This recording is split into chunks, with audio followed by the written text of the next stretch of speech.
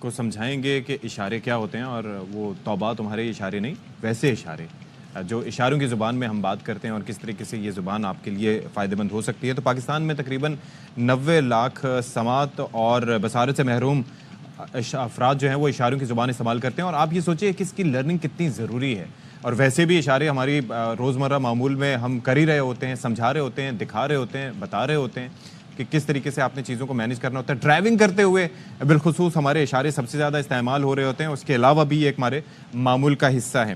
اچھا, پھر اس کے ساتھ ساتھ یہ ہے کہ ماہرین یہ بتاتے ہیں کہ جب کوئی بھی زبان استعمال نہیں ہوتی تھی, لوگوں کو بولنا نہیں آتا تھا, تو اس وقت اشاروں کی زبان ایسی ہوتی تھی کہ جو استعمال ہوتی تھی. لیکن پاکستان میں معیاری سائن لینگویج یا پھر اسٹینڈرڈ سائن لینگویج نہ ہونے کی وجہ سے جو خصوصی افراد ہیں ان کو بڑی مشکلات درپیش ہیں. تو اس پہ ذرا بات کر لیتے ہیں. آپ ونڈو میں ہمارے ساتھ دیکھ سکتے ہیں, تعارف مجھے کروانا تھا لیکن میں پہلے ہی کروا سکتے ہیں. سیدہ ہبہ علی ہمارے ساتھ موجود ہیں, اور آپ دیکھ سکتے ہیں یہاں پر ونڈو میں, اور ساتھ ساتھ عالیہ احسن بھی یہاں پر موجود ہیں. تو جو سائن لینگویج سمجھنے والے ہیں وہ میرا انداز اور میری گفتگو سے اگر نہ سمجھ میں آئے تو وہ ظاہر ہے کہ ہبہ کو دیکھ کر وہ بخوبی اندازہ کر سکتے ہیں کہ گفتگو کیا ہو رہی ہے. Thank you so much for joining us Alia اور ہبہ.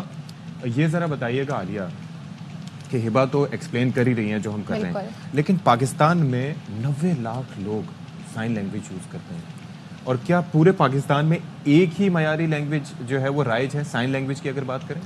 ہم کہہ سکتے ہیں کہ پاکستانی سائن لینگویج جو ہے اس میں جیسے کہ ہم تھوڑی دیر پہلے بات کرتے ہیں کہ کلچر ڈفرینسز ہیں ہر جگہ پہ, تو تھوڑی بہت ڈفرینسز آ جاتے ہیں پاکستانی سائن لینگویج میں بھی. جیسے کراچی ہے اور پنجاب ہے تو دونوں کا کلچر تھوڑا بہت ڈفرینٹ ہے, لیکن تقریباً سائن لینگویج سملر ہی ہے. جو پاکستانی سائن لینگویج ہے وہ آلموسٹ سملر ہی ہے پورے پاکستان میں جو ڈیف انڈیویجولز یوز کرتے ہیں. اوکے, تو مجھے یہ ذرا بتائیے گا کہ جیسے ہماری بنیادی زبانیں ہوتی ہیں اردو, پنجابی, سندھی, بلوچی اور اس کے علاوہ باقی لینگویجز بھی ہیں, اسی طریقے سائن لینگویج بھی ویری کرتی ہے ایک علاقے سے دوسرے علاقے میں, جس کا تھوڑا سا آپ نے حوالہ دیا؟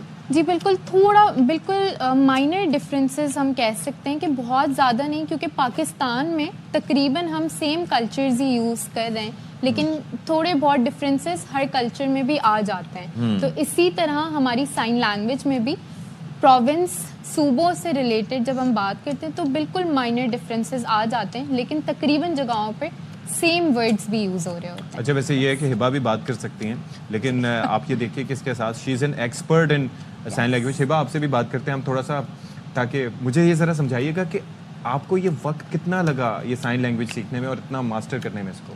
میرے والدین ڈیف ہیں تو sign language is my mother language, تو دیٹ از سم تھنگ جو میں بچپن سے ہی کمیونیکیٹ کر رہی ہوں. اوکے, تو کتنا ٹائم لگا آپ کو یہ سیکھنے میں؟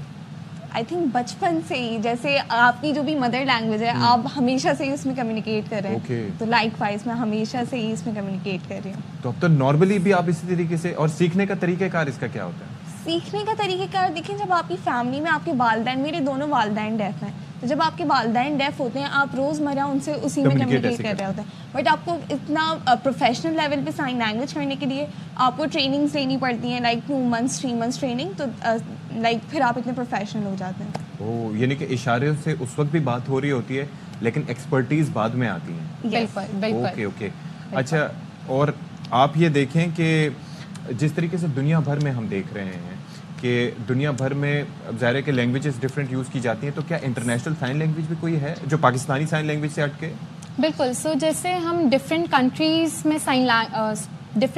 میں لینگویجز یوز کرتے ہیں, جیسے پاکستان میں ہماری نیشنل لینگویج اردو ہے, ڈفرینٹ کنٹریز میں ان کی اپنی لینگویجز ہیں, اسی طرح ہر کنٹری میں اپنی اپنی سائن لینگویج یوز کی جاتی ہے.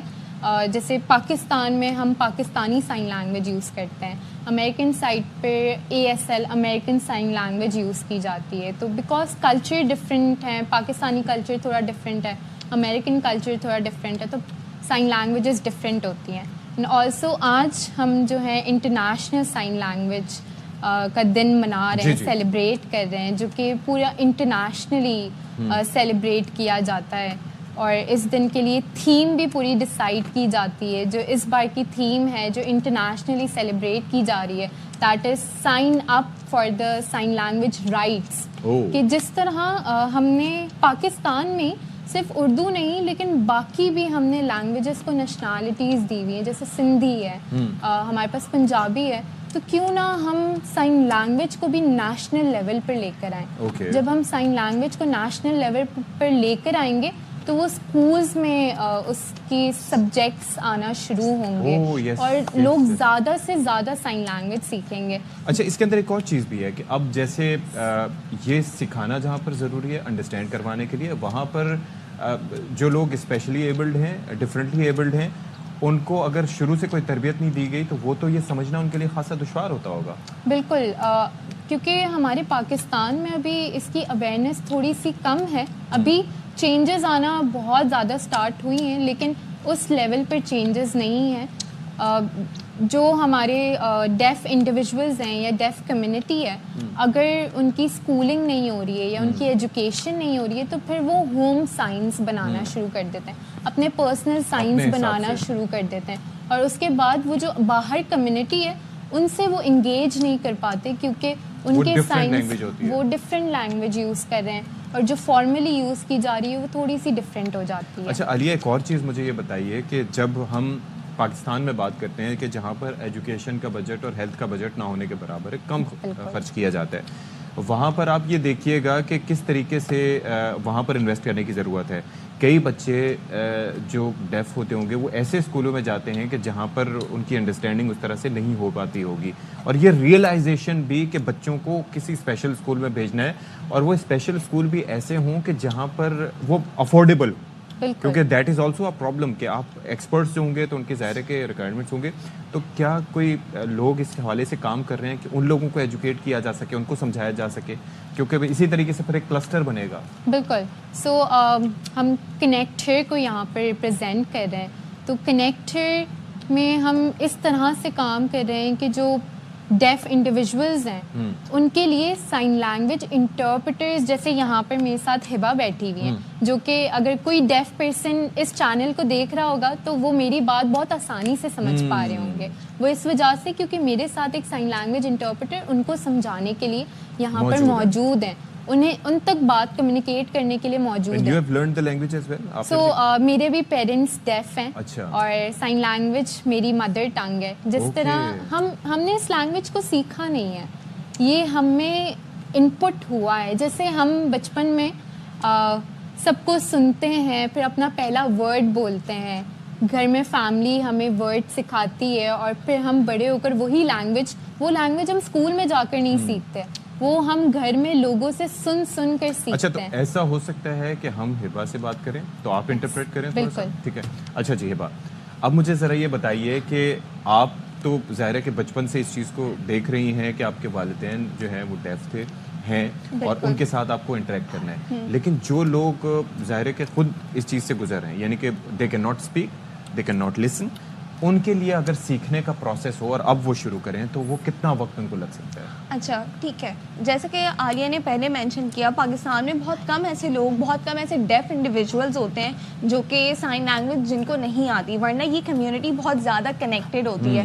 تو بیکاز ان کی اسکولنگ بہت زیادہ اسٹرانگ ہوتی ہے کہ اسکولس میں یہ لوگ بہت زیادہ کنیکٹڈ ہوتے ہیں, تو موسٹلی لوگوں کو سائن لینگویج آتی ہے. لیکن اگر جو ہے کوئی ایسے لوگ ہیں جن کو سائن لینگویج نہیں آتی تو آئی تھنک ان کو سائن لینگویج سکھانا تھوڑا مشکل ہو جاتا ہے, because that is something which is difficult. تو پھر تھوڑا مشکل سے اس پہ کام ہوگا. that much used to it کہ آپ غصے کا اظہار بھی خاموش رہ کے بھی کر سکتی ہیں؟ نہیں, غصے کا اظہار میں اپنے ایکسپریشن سے کروں گی, اور وہ بہت زیادہ ایکسپریسو ہوگا آپ کے لیے, بیکاز اکثر لوگ ہمیں کہتے ہیں کہ یار تمہارے پیرنٹس ڈیف ہیں, تمہیں تو گھر پہ ڈانٹ ہی نہیں پڑتی ہوگی. نہیں, بہت زیادہ پڑتی ہے, بہت خاموش ڈانٹ نہیں ہوتی. They have the voice. They have the voice. Yeah. But they cannot vocalize it. They can scream. They don't know how to use that voice and how to speak words properly. But they have a voice, تو آپ کو کافی زیادہ چیخ سنائی دے گی. چلیں, thank you so much Aliya, thank you so much ہبا, بہت اچھا لگا آپ لوگوں سے بات کر کے, اور I'm sure کہ اس سے کافی لوگوں میں اویئرنیس پیدا ہوئی ہوگی. چلیں جی, ایک بریک ہے یہاں پر جی, بریک کے بعد حاضر ہوں گے.